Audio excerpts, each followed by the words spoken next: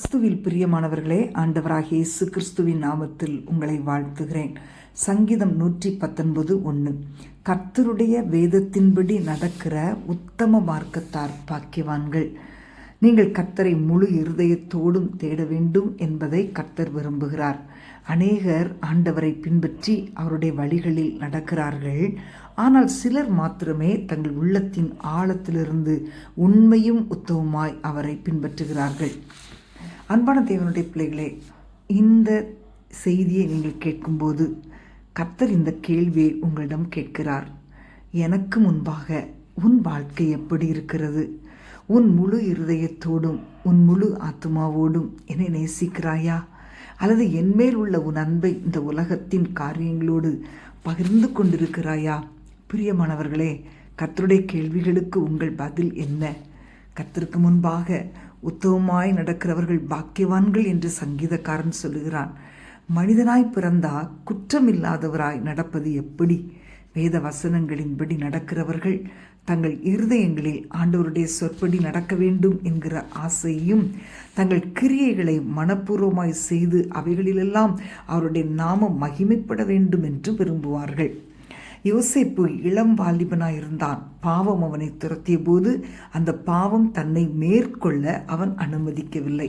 தேவனுடைய பிரசன்னத்தில் அவன் தன்னை குற்றமற்றவனாக காத்து கொண்டான். காரணம், கர்த்தருடைய வார்த்தை அவனுக்குள் இருந்தது. தேவனை கனப்படுத்துகிற பாதையை தன் உள்ளத்தின் ஆழத்திலிருந்து அவன் தேர்ந்தெடுத்து அதன்படி நடந்தான். ஆகவே தேவன் அவனை உயர்ந்த ஸ்தானத்திற்கு உயர்த்தினார். பிரியமானவர்களே, நீங்களும் கூட தேவனுக்கு பயந்து உத்தமமாய் நடந்து கொள்ளும்போது அவருடைய நாமம் உங்கள் வாழ்க்கையில் மகிமைப்படத்தக்கதாக உயர்ந்த ஸ்தானத்திற்கு உங்களை உயர்த்துவார்.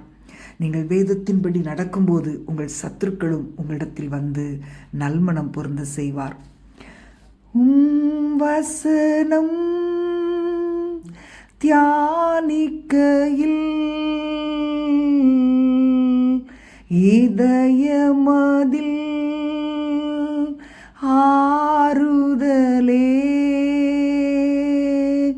காரிருளில் நடக்கையிலே தீபமாக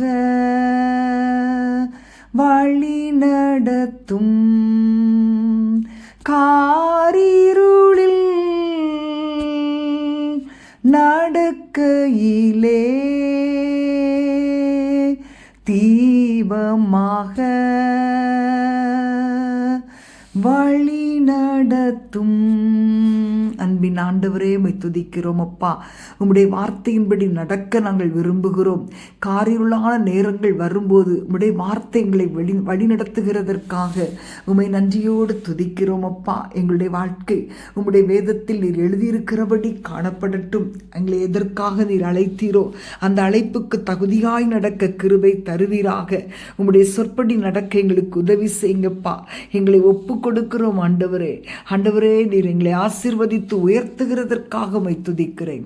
இயேசுவின் நாமத்தில் பிதாவே, ஆமேன், ஆமேன்.